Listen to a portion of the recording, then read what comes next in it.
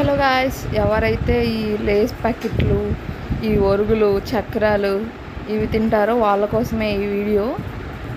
అయ్యయ్యో నా ఫుడ్ అనుకుంటున్నారా? చూడండి ఇది ఎలా కాలుతుందో. ఇలాంటివి తింటే మన హెల్త్కి మంచిదంటారా?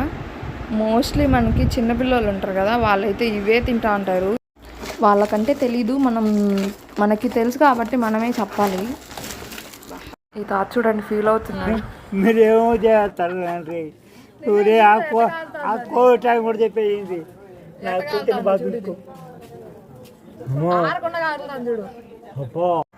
ఎవరైతే ఇలాంటివి తింటారో వాళ్ళకి వీడియో షేర్ చేయండి.